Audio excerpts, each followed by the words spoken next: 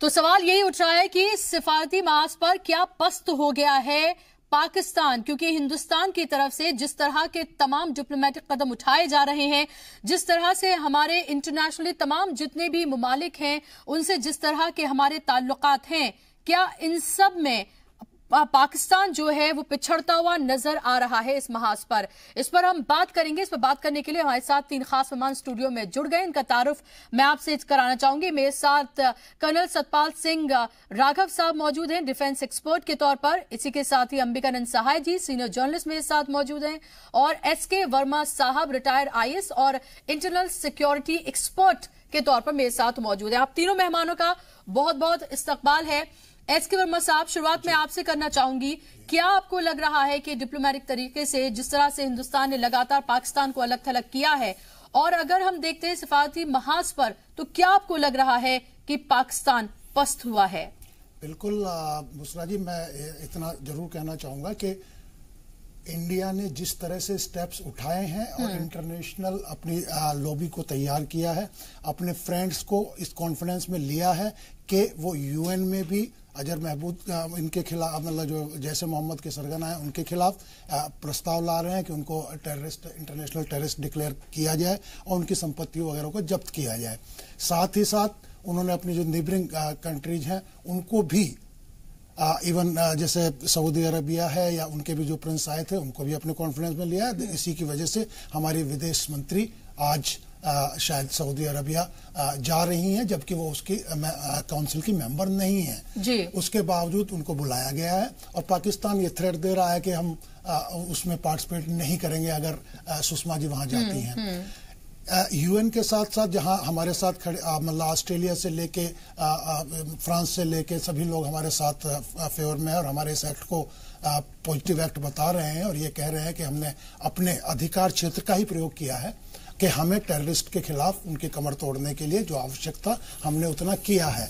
तो ये मतलब चाइना एक जरूर ये था कि चाइना इसमें हर्डल के रूप में कभी कभी अपनी वीटो पावर इस्तेमाल करता था, लेकिन अभी पिछले 2 दिन में हमारी जो विदेश मंत्री हैं उन्होंने चाइना में जाके चाइना को भी न्यूट्रलाइज जरूर कर दिया है। फेवर में नहीं कर पाए लेकिन न्यूट्रलाइज जरूर कर दिया है कि वो अब यूएन में अपनी वीटो पावर का शायद इस्तेमाल ना करे जी।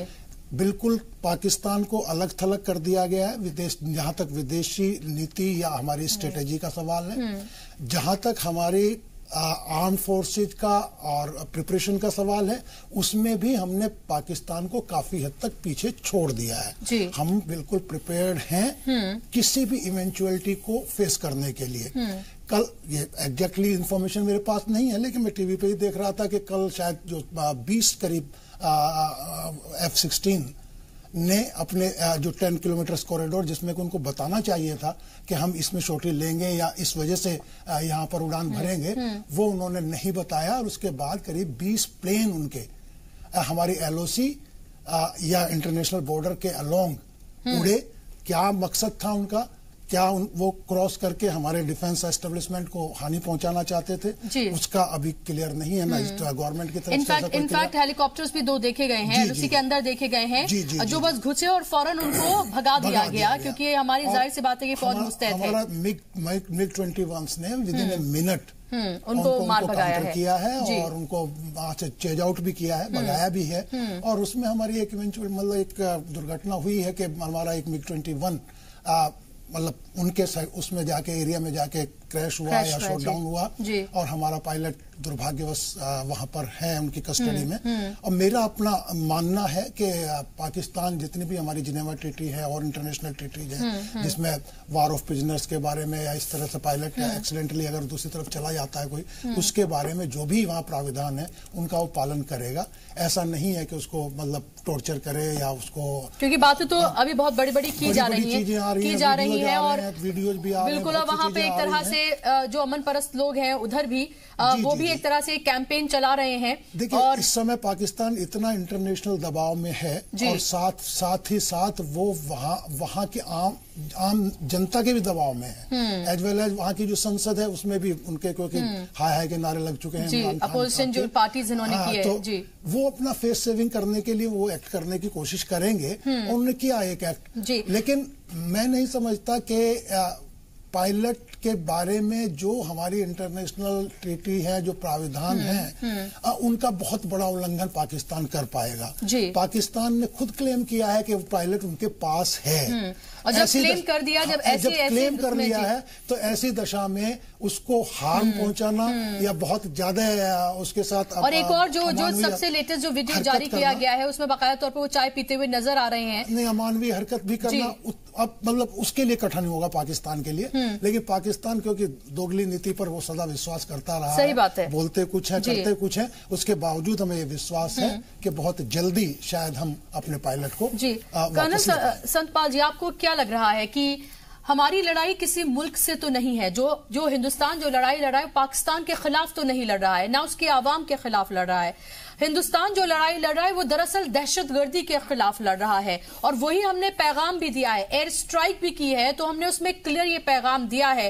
क्या आपको लग रहा है यही वजह है कि तमाम और जितने भी मुमालिक हैं वो इसीलिए हमारे साथ शाना बशाना बिल्कुल खड़े हुए हैं?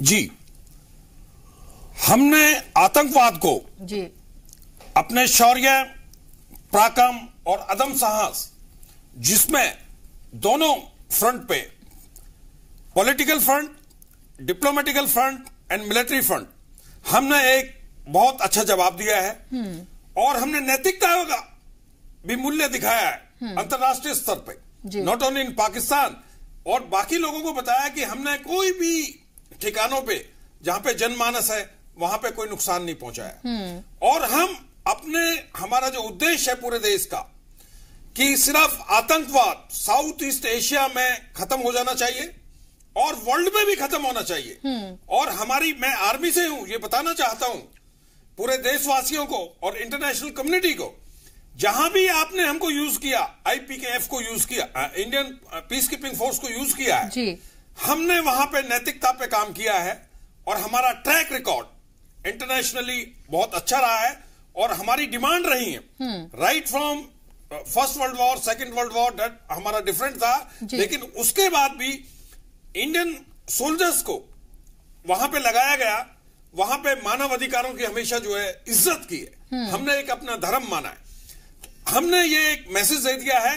और इसके लिए मैं अपनी गवर्नमेंट को, मोदी जी की गवर्नमेंट को, जिन्होंने एक अदम्य साहस दिखाया कि बालाकोट तक हमको अंदर जाने का दिया, और मैं ये पाकिस्तान को आपके चैनल से ये बताना चाहता हूं, इस बार कोई ऐसा दुस्साहस किया तो एक एक आतंकवादी को वहां से उठाया जाएगा।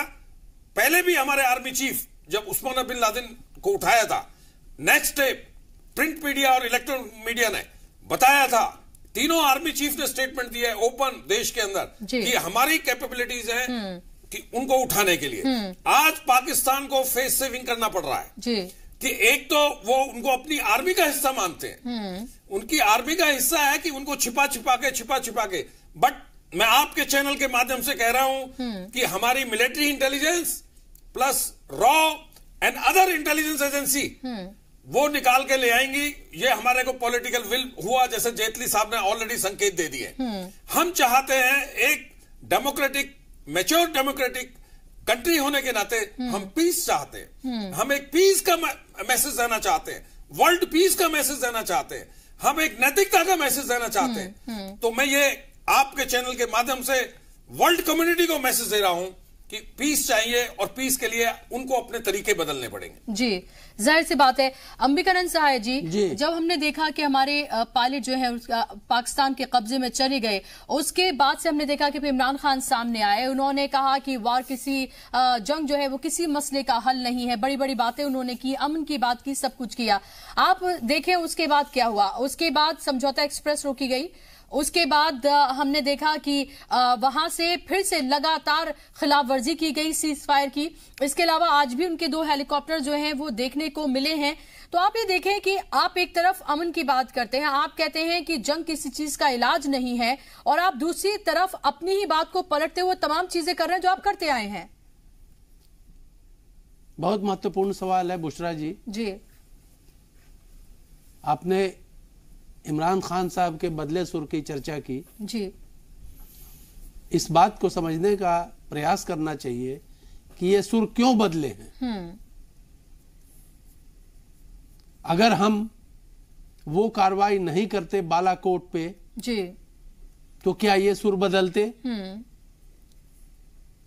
रामचरितमानस में तुलसीदास जी ने बड़ा खूबसूरत बोला है कि विनय न माने ही जल्द जब गए 3 दिन बीत, तो बोले राम सकोप तब भय भी न होई न प्रीत। तो भय आया है अब इमरान खान को और वो प्रीति की बात कर रहे हैं, अमन की बात कर रहे हैं, अक्रॉस द टेबल टॉक्स की बात कर रहे हैं, और सब चीजों पे बात करने के लिए तैयार हैं। मैं इस बात को जरूर दोहराऊंगा कि देखिए, हमें अपना ऑब्जेक्टिव कभी नहीं भूलना चाहिए। आज जो एंटायर वर्ल्ड कम्युनिटी हमारे साथ खड़ा नजर आ रहा है वो सिर्फ और सिर्फ इसलिए कि हमने, जैसा आपने शुरू में कहा, किसी मुल्क पे हमला नहीं किया, हमने नॉन मिलिट्री एक्शन किया और टारगेटेड प्रेसिजन के साथ दहशतगर्दों का जहां अड्डा था वहां की बमबारी हुई। ठीक है जी, हमें इसी रास्ते पे अभी भी, ये नहीं कि शांति की बात हो रही है तो हम अपना रास्ता बदल दें, क्योंकि दहशतगर्दी पे जब आप हमला करेंगे तो सारा विश्व आज परेशान है दहशतगर्दी से, सिर्फ हम नहीं। देखिए हमारे यहाँ तो 14 तारीख को हुआ ये पुलवामा में, 15 तारीख को अफगानिस्तान में हुआ, 16 को ईरान में हुआ, उसके पहले लंदन, अमेरिका, फ्रांस, हर जगह हमले हुए हैं। तो परेशान सब हैं जी। तो हम जब तक जहां भी हो दहशतगर्द, अगर उनके खिलाफ जिहाद छेड़ते रहेंगे, उनको मारते रहेंगे, तो वो पूरी इंटरनेशनल कम्युनिटी हमारे साथ आएगी। और एक बात मैं बताऊं, जमाना बदल गया है। अब कोई जरूरी नहीं है कि आर्मी जाकर के वॉर करे जी। एक डिप्लोमेटिक वॉर होती है, वो हम जारी है। दूसरा इकोनॉमिक वॉरफेयर होती है, वो भी पाकिस्तान के खिलाफ जारी है। तो अब देखना है कि किस तरफ ये आगे बढ़ता है। लेकिन एक बात तय है कि हिंदुस्तान को अपना रास्ता नहीं बदलना चाहिए। जो टारगेट है दहशतगर्दी के खिलाफ, और कार्रवाई जारी रहनी चाहिए, ये मेरा निजी विचार है। जी, आपको लगता है एक्स के वर्मा साहब कि अब ये वक्त है कि एक डिसाइसिव वॉर होनी चाहिए? वॉर का मतलब वो वॉर नहीं है, लेकिन एक डिसाइसिव वॉर होनी चाहिए दहशतगर्दी के खिलाफ। जिस तरह से इंटरनेशनल पूरा प्रेशर फिलहाल पाकिस्तान के ऊपर बना हुआ है, हिंदुस्तान ने में इसमें कामयाब रहा है एक मजबूत लीडरशिप में कि कम से कम वो इस तरह का प्रेशर बना पाया है और तमाम इंटरनेशनल कम्युनिटी उसके साथ खड़ी हुई है। तो अब आपको नहीं लगता कि तमाम दबाव के साथ अब कम से कम पाकिस्तान को घुटनों पर लाना चाहिए, इसलिए कि वो अपने यहां से दहशतगर्दी के जितने भी अड्डे हैं उनको खत्म करे? अगर आप पीस की बात करते हैं तो लेट्स टॉक पीस। यस, आपकी बात बिल्कुल सही है विश्वा जी कि हम इन 3 चीजों को अलग अलग करके देखेंगे।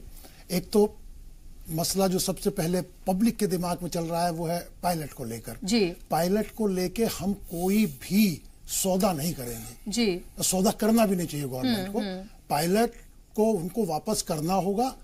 अब नहीं करेंगे, 2 महीने बाद करेंगे, लेकिन उनको करना होगा, क्योंकि वो उसको क्लेम कर चुके हैं कि हमने उसको जिंदा पकड़ा है, जिंदा रखे हुए हैं अच्छी तरह से, और हेल्दी है वो, और हेल्दी है। हम दूसरी चीज है कि वो कहते हैं कि अब अक्रॉस द टेबल टॉक की जाए। किस चीज की टॉक की जाए? दहशतगर्दी की टॉक की जाए, करिए। दहशतगर्दी पर हमारा बिल्कुल स्पष्ट मत है, जब तक कि वो अपने यहां से इन दहशतगर्दों को अपनी आईएसआई और उसकी छत्र छाया से बाहर नहीं निकालेंगे, उनके ऊपर मुकदमे चलाकर उनके ऑर्गेनाइजेशन को बैन नहीं करेंगे, जब तक उन पर मुकदमे चलाकर उनको जेल में नहीं डालेंगे, तो क्या टॉक करनी है? किस बात की टॉक करें? तीसरा मसला आता है कि इकोनॉमिकल फ्रंट और डिप्लोमेटिक फ्रंट। इकोनॉमिकल फ्रंट पर भी हमने उनको तोड़ा है। उनका जितना हमारे पास इंपोर्ट था उस पर 200% ड्यूटी लगाने के बाद उनका पूरा का पूरा जो खजूर और फलाना ढिकाना जो चीज हमको आती थी वो सब वहीं सड़ रही है जी। ठीक है, वो टूटा है पाकिस्तान वैसे ही फाइनेंशियली टूटा हुआ है, लेकिन इस तरह के छोटे छोटे स्टेप से भी उसको बहुत परेशानियों का सामना करना पड़ रहा है, और वहां की आवाम में उस चीज को लेकर उबाल है वहां की गवर्नमेंट के प्रति। चौथा है डिप्लोमेटिक फ्रंट। डिप्लोमेटिक फ्रंट में बिल्कुल क्लियर मैसेज है इंडिया का कि हमने दहशतगर्दी के खिलाफ एक मतलब अभियान चलाया, एक एयर स्ट्राइक की, कोई सिविलियन उसमें हताहत नहीं हुआ, और वो मान भी नहीं रहे उस बात को, वो भी कह रहे हैं। पाकिस्तान भी इस बात को एक्सेप्ट कर रहा है कि उनका कोई सिविलियन या कोई आर्मी पर्सनल या कोई आर्मी बेस अटैक नहीं किया गया है। वो तो ये तक कह रहा है कि ऐसे ही हम लोग जंगल में बम डाल के चले आए। ठीक है, अगर वो इतना ही कह रहा है, हमने जो किया है वो दहशतगर्दी के खिलाफ किया है। पहले हमने जो मतलब वो स्ट्राइक की थी पहले वाली उरी वाले, इसके बाद में सर्जिकल स्ट्राइक जो की थी हमने, सर्जिकल स्ट्राइक हमने की थी, उनके लॉन्चिंग पैड को डिस्ट्रॉय किया था। अब की बार जो एयर स्ट्राइक की है वो उनके ट्रेनिंग कैंप्स को डिस्ट्रॉय किया है। इनके मुख्यालय इन्होंने जरूर पिछले 15 दिन में इन्होंने कोशिश की है कि उन मुख्यालयों को, और इनके बड़े जो नेता थे जैसे मोहम्मद के या हाफिज सईद थे या और लोग थे, उनको उन्होंने आर्मी कैंप्स में शिफ्ट कर दिया है, या जो उनके मुख्यालय थे उनको आर्मी के हैंडओवर कर दिया गया है, ज्यादा महफूज कर दिया गया, जिससे कि हम सीधे अगर वहां एयर स्ट्राइक करते हैं तो उसमें पब्लिक भी इंडल्ज हो जाएगी, as well as army personnel भी इंडल्ज हो जाएंगे, और उनको ये कहने का मौका मिल जाएगा इंटरनेशनल लेवल पर कि भारत जो है वो उनकी प्रभुत्ता या संप्रभुता पर अटैक कर रहा है। तो इस चीज को हमने बचाया है और इंटरनेशनल लेवल पर इसको प्रूव किया है। इसी वजह से आज की डेट में पूरे विश्व में पाकिस्तान अलग थलग पड़ा हुआ है, उसके साथ बोलने के लिए कोई भी है नहीं। और अगर उनकी ये पेशकश आती है तो हम सौदे के रूप में नहीं, हमारे पायलट को जब रिलीज करना हो तब कर देना।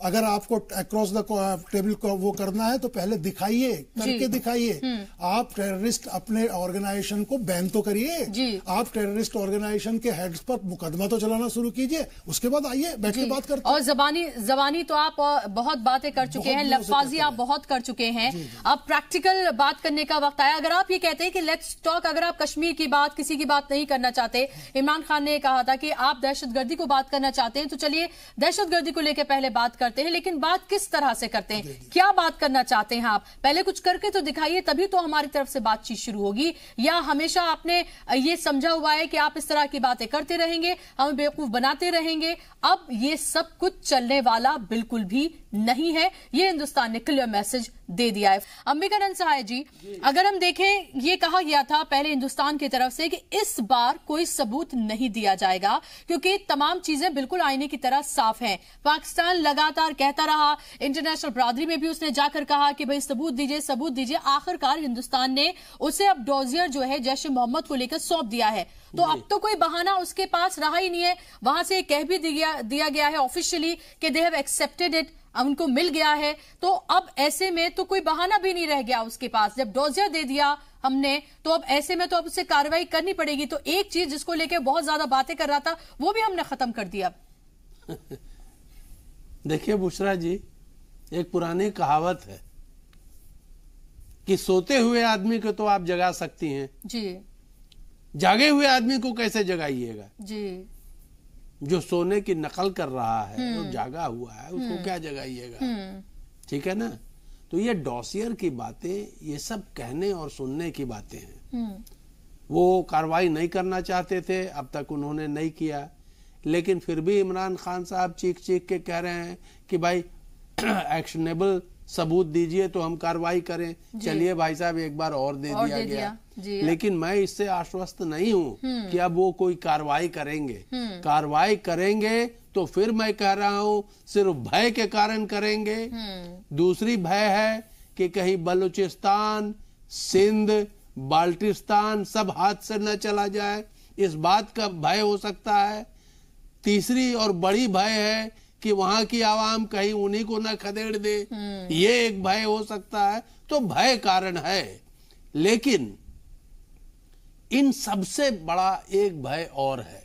जो कार्रवाई हमने 26 तारीख को की, अब पूरे पाकिस्तान को और खासकर वहां के दहशतगर्दों को ये भय तो आ ही गया है कि हिंदुस्तान अब भी आगे, लाख बार जनाब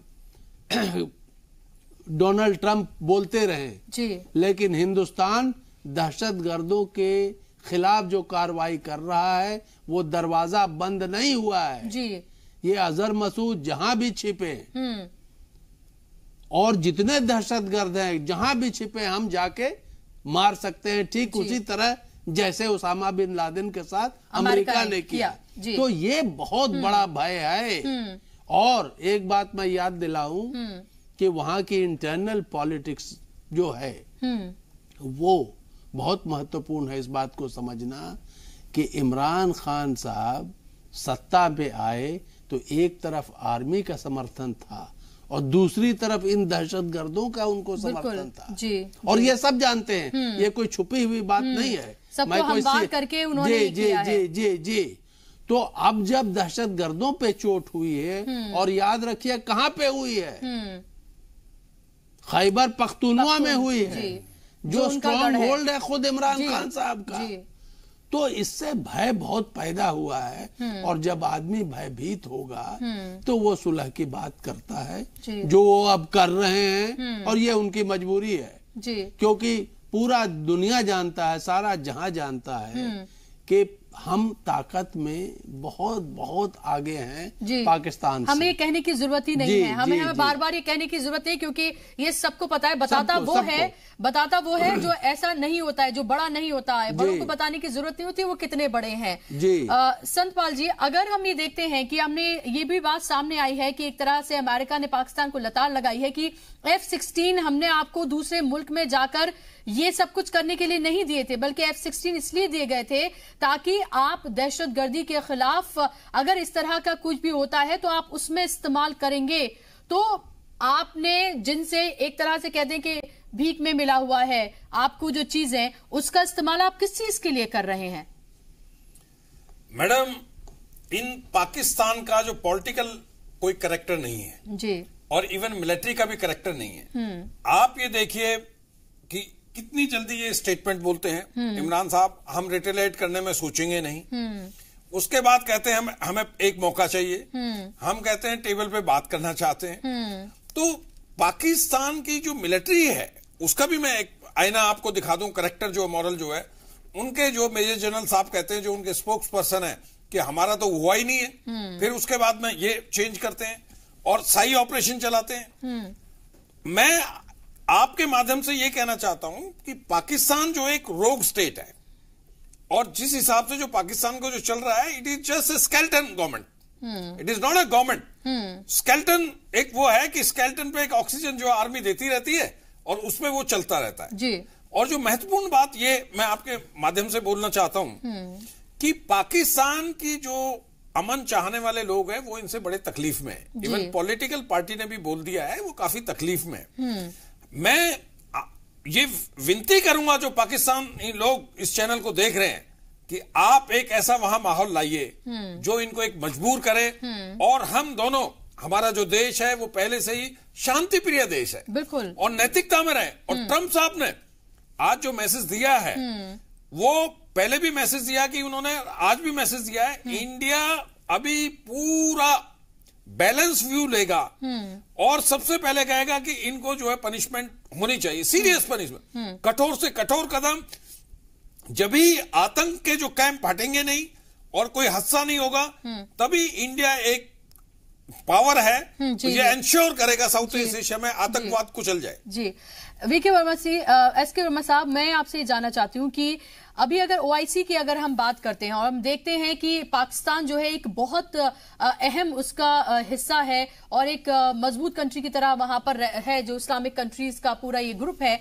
ऐसे में अगर खुसूसी मेहमान के तौर पर हमारे मुल्क को बुलाया जाता है, सुषमा स्वराज वहां पर जा रही हैं, पाकिस्तान ने तमाम तरह के एतराजात जो है जाहिर किए कि वो नहीं आएगा, उसके बावजूद भी उसकी बात को नहीं सुना गया। आप इसको कितनी बड़ी जीत के तौर पर देखते हैं? क्या आप ये मानते हैं जिस तरह से हमारे रिश्ते बने हैं और जिस तरह से हमने over the years we have developed these relationships, क्या आप उसका रिजल्ट इसको देख रहे हैं? ये बिल्कुल सही आपने कहा है कि ये हमारी सीधे सीधे डिप्लोमेटिक विक्ट्री है कि जो ऑर्गेनाइजेशन ऑफ इस्लामिक कंट्रीज है उसमें इंडिया जैसे कंट्री को इस तरह से मतलब चीफ गेस्ट के रूप में हमारे विदेश मंत्री को बुलाना, ये अपने में एक बहुत बड़ा सम्मानजनक बात है। और साथ ही अगर पाकिस्तान इसको ऑब्जेक्ट कर रहा था, उसके ऑब्जेक्शन को भी दरकिनार करते हुए ओआईसी ने हमको प्रॉपर इन्विटेशन दिया है and we are participating in that. ये हमारी पिछले कई सालों की मेहनत है कि हमने जितने भी इस्लामिक कंट्रीज थे उनसे अपने अच्छे एक रिलेशन डेवलप किए हैं। और पाकिस्तान से भी हमारे रिलेशन, मैं नहीं कहूंगा कि भाई बहुत खराब रिलेशन है, ड्यू टू दिस टेररिज्म हमारे रिलेशन इस पड़ोसी से बहुत दिनों से खराब चल रहे हैं। और टेररिज्म पर ये लगाम लगाने को तैयार नहीं है। हमने जितना अभी किया है, मतलब चाहे वो एयर स्ट्राइक की हो, चाहे हमने NIA के छापेमारी करके इनके जो सूत्र थे यहाँ पर जिनके माध्यम से पत्थरबाजों को और टेररिस्ट को उकसा रहे थे कश्मीर में, उनको अरेस्ट किया हो, चाहे उनकी फंडिंग पर लगाम लगाई हो, इन सारी चीजों से इतना तो जरूर है कि ये जो टेररिज्म ऑर्गेनाइजेशन था उसकी करीब करीब रीढ़ की हड्डी हमने तोड़ी हुई है। कुछ पार्ट्स ऑफ द बॉडी फड़फड़ा रहे हैं, उनको भी हम कर लेंगे ठीक, बशर्ते के पाकिस्तान हमारा सहयोग तो करे, उस चीज को माने। तो अभी पाकिस्तान कह रहा है कि साहब सबूत चाहिए। कोई क्राइम करने वाला बंदा खुद कह रहा है कि मैंने गोली मार दी, जैसे मोहम्मद खुद कह रहा है कि मैंने ये क्राइम किया है, तुम्हें किस बात के सबूत की जरूरत है? उसके बावजूद भी हमने दे दिया और दे दिया। और तुम्हारे कंट्री में जैसे मोहम्मद का हेडक्वार्टर है, तुम्हें सबको मालूम है, पूरे इंटरनेशनल एजेंसीज को मालूम है, मतलब हर दुनिया की एजेंसी जो अपने डेटा इकट्ठे करती है, सबको मालूम है कि जैसे मोहम्मद का कहाँ ठिकाना है, जैसे मोहम्मद ने अब तक क्या एक्टिविटीज की हैं, कहाँ टेररिज्म का इन्होंने यूज किया है। उसके बाद अगर पाकिस्तान कहता है कि हमें सबूत की जरूरत है, अरे भाई वो तो खुद ही एक्सेप्ट कर रहे हैं कि हाँ हमने 40 लोगों की शहादत ले ली, हमने जो है इस तरह का एक अटैक प्लान किया पुलवामा में कि मतलब कोशिश की कि हिला दें इस कंट्री को, और हम दृढ़ता के साथ अभी भी खड़े हुए हैं। और ये जो OIC की बात आपने कही थी वो मैं एक्सप्लेन कर चुका हूं कि OIC में हमारा जाना भर पाकिस्तान के लिए काफी डिमोरलाइजिंग साबित होगा। और ये प्रूव हो जाएगा कि जितने इस्लामिक कंट्रीज हैं वो भी टेररिज्म के नाम पर हम लोगों के साथ खड़े हैं और पाकिस्तान के विपरीत खड़े हुए जी। जब हम बात करते हैं पायलट अभिनंदन की, तो जहन में सवाल आता है, और तमाम मुल्क एक तरह से जब वो वीडियो सामने आई सबकी आंखें भर आई और सबके जहन में बस एक सवाल आया कि किसी तरह से उनको वापस ले आए, और ये क्या हो गया। अब मुझे बताइए कि जिस तरह से हमने जो रिश्ते दूसरे मुल्कों से बनाए हैं, क्या उनके दबाव के तहत उनको वापस लाया जा सकता है, या फिर हमारी जिस तरह की संधियां हैं पाकिस्तान के साथ, क्या उसके तई भी वापस लाया जा सकता है? क्या कुछ हो सकता है? फिलहाल बिल्कुल लाया जा सकता है, और मुझे विश्वास है कि वो आएगा भारत जी, और इज्जत के साथ इंशाल्लाह। देखिए ये बहुत जरूरी बात है, आएगा और इज्जत के साथ जी। जिनेवा कन्वेंशन की बात होती है कि प्रिजनर ऑफ वॉर अगर आप ट्रीट करते हैं तो ये सहूलियत आपको देनी होगी, वो क्लियर लेड डाउन लॉ है। लेकिन अब प्रश्न होता है कि अगर वॉर नहीं हुआ जी, अगर वॉर नहीं हुआ तो प्रिजनर ऑफ वॉर कैसे ट्रीट करें? कोई बात नहीं, आप प्रिजनर ऑफ वॉर न भी ट्रीट करें जी, आपसी कन्फ्लिक्ट में, स्कर्मिशेस में भी अगर किसी मुल्क का सिपाही दूसरे मुल्क में पकड़ा जाता है तो भी clear cut laid down law है कि उसके साथ इस तरह की पेशकश होगी जी। उसमें परेशानी सिर्फ एक चीज में होती है कि उस केस में वो वहां के कानून के हिसाब से मुकदमे चला सकते हैं, लेकिन ट्रीटमेंट फिर भी उनको सही रखना होगा। अब आपने इस बात का जिक्र किया कि इंटरनेशनल प्रेशर भी पड़ेगा, जरूर पड़ेगा, इसलिए कि हमने तो वॉर किया नहीं और हमने ना उनके किसी मिलिट्री इंस्टॉलेशन को, एसेट को डैमेज किया, और ना इस बात का ख्याल नहीं रखा कि कोलैटरल डैमेज ना हो, कहीं कोई बात नहीं है। We don't need to be really defensive, assertive होने की जरूरत है, हमें डिफेंसिव होने की बिल्कुल भी जरूरत नहीं है, क्योंकि गलत जिसने किया है डिफेंसिव वो होता है। हमने जब कुछ गलत किया ही नहीं तो हमें डिफेंसिव होने की जरूरत ही क्या है? अब देखिए, कानूनी पेचीदगियों जिसका हम लोग जिक्र कर रहे हैं, इससे ऊपर एक चीज है जिसको कि प्रैग्मेटिक पॉलिटिक्स कहते हैं। मान लीजिए अभी राजनीति ही इसको लेकर हो रही है, तो पाकिस्तान करेगा क्या? अगर वो न लौटाए, उसके पास कोई उपाय नहीं है। जी, जाहिर सी बात है, और बेहद खुशी की खबर है, और हम सबको एक तरह से कुछ देर के लिए खुशी जरूर मिली है। सेलिब्रेट करने वाली ये बात है, क्योंकि कल तक हमारे जज्बात बिल्कुल अलग किस्म के उभर कर सामने आ रहे थे। हम फैमिली के लिए कंसर्न थे, और हम एक पूरे मुल्क के तौर पर जो एक तरह से हम एक हैं, जो हम वननेस की बात करते हैं, वो ऐसे वक्त में सबसे ज्यादा सामने निकल कर आती है। और वही हमने देखा था कि कल किस तरह से तमाम लोग जो है एक साथ खड़े हुए थे, और एक सुर में आवाज आई थी कि किसी तरह से हम अपने पायलट को, अपने जाबाज पायलट को वापस लेकर आए, और वो कामयाबी हमें हासिल हुई है। ब्रिगेडियर खजूरिया साहब भी मेरे साथ जुड़ गए हैं फोन लाइन पे, उनसे हम बात करूंगी। ब्रिगेडियर खजूरिया, आप किस तरह से देखते हैं इसको? सबसे पहले तो मुबारकबाद आपको भी। जी जी बिल्कुल, बहुत बहुत मुबारक है सबको।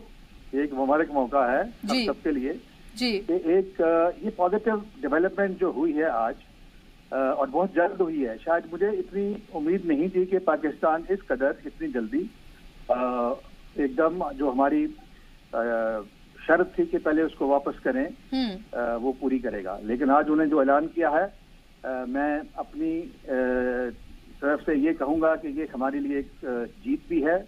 हमारा जो पॉजिटिव डेवलपमेंट जो हुई है, ये दर्शाता है कि भारत की जो ताकत है वो अब लोग उसको मानने लगे हैं, उसको अभी वो उसको एक्नॉलेज करने लगे हैं कि वाकई भारत की किसी भी बात को इस तरीके से टाला नहीं जा सकता।